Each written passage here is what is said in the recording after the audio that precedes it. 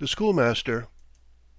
Fyodor Lukitch Sysoev, the master of the factory school maintained at the expense of the firm of Kulikin, was getting ready for the annual dinner. Every year after the school examination, the board of managers gave a dinner at which the inspector of elementary schools, all who had conducted the examinations, and all the managers and foremen of the factory were present. In spite of their official character, these dinners were always good and lively, and the guests sat a long time over them, forgetting distinctions of rank and recalling only their meritorious labors. They ate till they were full, drank amicably, chattered till they were all hoarse, and parted late in the evening, deafening the whole factory settlement with their singing and the sound of their kisses. Of such dinners Sysoev had taken part in 13, as he had been that number of years master of the factory school. Now, getting ready for the 14th, he was trying to make himself look as festive and correct as possible.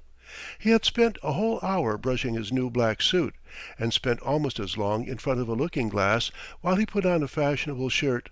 The studs would not go into the buttonholes, and this circumstance called forth a perfect storm of complaints, threats, and reproaches addressed to his wife. His poor wife, bustling round him, wore herself out with her efforts, and indeed he too was exhausted in the end. When his polished boots were brought him from the kitchen, he had not strength to pull them on. He had to lie down and have a drink of water. "How weak you have grown," sighed his wife. "You ought not to go to this dinner at all." "No advice, please!" The schoolmaster cut her short angrily. He was in a very bad temper, for he had been much displeased with the recent examinations. The examinations had gone off splendidly. All the boys of the senior division had gained certificates and prizes. Both the managers of the factory and the government officials were pleased with the results. But that was not enough for the schoolmaster. He was vexed that Babkin, a boy who never made a mistake in writing, had made 3 mistakes in the dictation. Sergeyev, another boy, had been so excited that he could not remember 17 times 13. The inspector, a young and inexperienced man, had chosen a difficult article for dictation, and Lyapunov, the master of a neighboring school, whom the inspector had asked to dictate, had not behaved like a good comrade, but in dictating had, as it were, swallowed the words and had not pronounced them as written. After pulling on his boots with the assistance of his wife, and looking at himself once more in the looking-glass, the schoolmaster took his gnarled stick and set off for the dinner. Just before the factory manager's house, where the festivity was to take place, he had a little mishap. He was taken with a violent fit of coughing. He was so shaken by it that the cap flew off his head and the stick dropped out of his hand. And when the school inspector and the teachers, hearing his cough, ran out of the house, he was sitting on the bottom step, bathed in perspiration. "Fyodor Lukitch, is that you?" said the inspector, surprised. "You have come?" "Why not?" "You ought to be at home, my dear fellow. You are not at all well to-day." "I am just the same to-day as I was yesterday, and if my presence is not agreeable to you, I can go back." "Oh, Fyodor Lukitch, you must not talk like that. Please come in. Why, the function is really in your honor, not ours, and we are delighted to see you. Of course we are." Within, everything was ready for the banquet. In the big dining-room, adorned with German oleographs and smelling of geraniums and varnish, there were 2 tables, a larger one for the dinner and a smaller one for the hors d'oeuvres. The hot light of midday faintly percolated through the lowered blinds. The twilight of the room, the Swiss views of the blinds, the geraniums, the thin slices of sausage on the plates, all had a naïve, girlishly sentimental air, and it was all in keeping with the master of the house, a good-natured little German with a round little stomach and affectionate, oily little eyes. Adolf Andreyitch Bruni, that was his name, was bustling round the table of hors d'oeuvres as zealously as though it were a house on fire, filling up the wine-glasses, loading the plates, and trying in every way to please, to amuse, and to show his friendly feelings. He clapped people on the shoulder, looked into their eyes, chuckled, rubbed his hands, in fact, was as ingratiating as a friendly dog.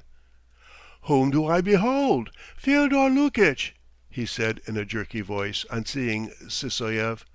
"How delightful! You have come in spite of your illness. Gentlemen, let me congratulate you. Fyodor Lukitch has come." The school teachers were already crowding round the table and eating the hors d'oeuvres. Sysoev frowned. He was displeased that his colleagues had begun to eat and drink without waiting for him. He noticed among them Lyapunov, the man who had dictated at the examination, and going up to him began: "It was not acting like a comrade. No, indeed. Gentlemanly people don't dictate like that." "Good Lord! You are still harping on it," said Lyapunov, and he frowned. "Aren't you sick of it?" "Yes, still harping on it. My Babkin has never made mistakes. I know why you dictated like that. You simply wanted my pupils to be floored, so that your school might seem better than mine. I know all about it." "Why are you trying to get up a quarrel?" Lyapunov snarled. "Why the devil do you pester me?" "Come, gentlemen," interposed the inspector, making a woebegone face. "Is it worth while to get so heated over a trifle? 3 mistakes, not 1 mistake. Does it matter?" "Yes, it does matter. Babkin has never made mistakes." "He won't leave off," Lyapunov went on, snorting angrily. "He takes advantage of his position as an invalid and worries us all to death. Well, sir, I am not going to consider your being ill." "Let my illness alone," cried Sysoev angrily. "What is it to do with you? They all keep repeating it at me. Illness, illness, illness! As though I need your sympathy. Besides, where have you picked up the notion that I am ill? I was ill before the examinations, that's true, but now I have completely recovered. There is nothing left of it but weakness." "You have regained your health. Well, thank God," said the scripture teacher, Father Nikolay, a young priest in a foppish, cinnamon-coloured cassock and trousers outside his boots. "You ought to rejoice. But you are irritable and so on." "You are a nice one too," Sysoev interrupted him. "Questions ought to be straightforward, clear, but you kept asking riddles. That's not the thing to do." By combined efforts they succeeded in soothing him and making him sit down to the table. He was a long time making up his mind what to drink, and, pulling a wry face, drank a wineglass of some green liqueur. Then he drew a bit of pie towards him and sulkily picked out of the inside an egg with onion on it. At the first mouthful it seemed to him that there was no salt in it. He sprinkled salt on it and at once pushed it away as the pie was too salty. At dinner Sysoev was seated between the inspector and Bruni. After the first course the toasts began, according to the old established custom. "I consider it my agreeable duty," the inspector began, "to propose a vote of thanks to the absent school wardens, Daniel Petrovitch, and Ivan Petrovitch," Bruni prompted him, "and Ivan Petrovitch Kulikin, who grudged no expense for the school, and I propose to drink their health." "For my part," said Bruni, jumping up as though he had been stung, "I propose a toast to the health of the honoured inspector of elementary schools, Pavel Gennadievitch Nadorov." Chairs were pushed back, faces beamed with smiles, and the usual clinking of glasses began.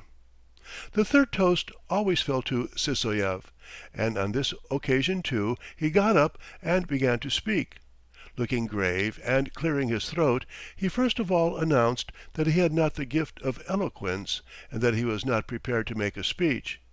Further, he said that during the 14 years that he had been schoolmaster there had been many intrigues, many underhand attacks, and even secret reports on him to the authorities, and that he knew his enemies and those who had informed against him, and he would not mention their names for fear of spoiling somebody's appetite. That in spite of these intrigues the Kulikin school held the foremost place in the whole province, not only from a moral but also from a material point of view. "Everywhere else," he said, "schoolmasters get 200 or 300 roubles, while I get 500, and moreover my house has been redecorated and even furnished at the expense of the firm. And this year all the walls have been repapered." Further, the schoolmaster enlarged on the liberality with which the pupils were provided with writing materials in the factory schools as compared with the Zemstvo and government schools. And for all this the school was indebted, in his opinion, not to the heads of the firm, who lived abroad and scarcely knew of its existence, but to a man who, in spite of his German origin and Lutheran faith, was a Russian at heart. Sysoev spoke at length, with pauses to get his breath, and with pretensions to rhetoric, and his speech was boring and unpleasant. He several times referred to certain enemies of his, tried to drop hints, repeated himself, coughed, and flourished his fingers unbecomingly. At last he was exhausted and in a perspiration, and he began talking jerkily, in a low voice, as though to himself, and finished his speech not quite coherently. "And so I propose the health of Bruni, that is, Adolf Andreyitch, who is here among us, generally speaking, you understand." When he finished everyone gave a faint sigh, as though someone had sprinkled cold water and cleared the air. Bruni alone apparently had no unpleasant feeling. Beaming and rolling his sentimental eyes, the German shook Sysoev's hand with feeling and was again as friendly as a dog. "Oh, I thank you," he said, with an emphasis on the "oh," laying his left hand on his heart. "I am very happy that you understand me. I, with my whole heart, wish you all things good. But I ought only to observe, you exaggerate my importance. The school owes its flourishing condition only to you, my honored friend, Fyodor Lukitch. But for you it would be in no way distinguished from other schools. You think the German is paying a compliment. The German is saying something polite. Ha, ha! No, my dear Fyodor Lukitch, I am an honest man, and never make complimentary speeches. If we pay you 500 roubles a year, it is because you are valued by us. Isn't that so? Gentlemen, what I say is true, isn't it? We should not pay anyone else so much. Why, a good school is an honor to the factory." "I must sincerely own that your school is really exceptional," said the inspector. "Don't think this is flattery. Anyway, I have never come across another like it in my life. As I sat at the examination I was full of admiration. Wonderful children! They know a great deal and answer brightly, and at the same time they are somehow special, unconstrained, sincere. One can see that they love you, Fyodor Lukitch. You are a schoolmaster to the marrow of your bones. You must have been born a teacher. You have all the gifts, innate vocation, long experience, and love for your work. It's simply amazing, considering the weak state of your health. What energy, what understanding, what perseverance! Do you understand what confidence you have? Someone in the school committee said truly that you were a poet in your work. Yes, a poet you are." And all present at the dinner began as one man talking of Sysoev's extraordinary talent, and as though a dam had been burst, there followed a flood of sincere, enthusiastic words such as men do not utter when they are restrained by prudent and cautious sobriety. Sysoev's speech and his intolerable temper and the horrid, spiteful expression on his face were all forgotten. Everyone talked freely, even the shy and silent new teachers, poverty-stricken, downtrodden youths who never spoke to the inspector without addressing him as "Your Honor." It was clear that in his own circle Sysoev was a person of consequence. Having been accustomed to success and praise for the 14 years that he had been schoolmaster, he listened with indifference to the noisy enthusiasm of his admirers. It was Bruni who drank in the praise instead of the schoolmaster. The German caught every word, beamed, clapped his hands, and flushed modestly, as though the praise referred not to the schoolmaster but to him. "Bravo! Bravo!" he shouted. "That's true. You have grasped my meaning. Excellent!" He looked into the schoolmaster's eyes as though he wanted to share his bliss with him. At last he could restrain himself no longer. He leapt up, and, overpowering all the other voices with his shrill little tenor, shouted, "Gentlemen, allow me to speak." "Sh h h! To all you say I can make only one reply.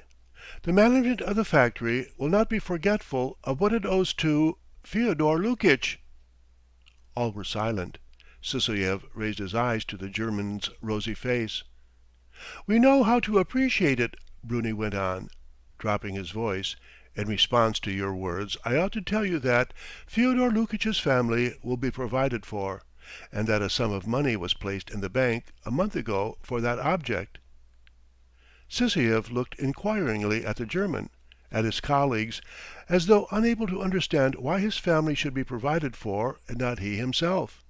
And at once on all the faces, in all the motionless eyes bent upon him, he read not the sympathy, not the commiseration which he could not endure, but something else, something soft, tender, but at the same time intensely sinister, like a terrible truth, something which in one instant turned him cold all over and filled his soul with unutterable despair. With a pale, distorted face he suddenly jumped up and clutched at his head. For a quarter of a minute he stood like that, stared with horror at a fixed point before him, as though he saw the swiftly coming death of which Bruni was speaking, then sat down and burst into tears. "Come, come, what is it?" he heard agitated voices saying. "Water! Drink a little water!" A short time passed and the schoolmaster grew calmer, but the party did not recover their previous liveliness. The dinner ended in gloomy silence, and much earlier than on previous occasions.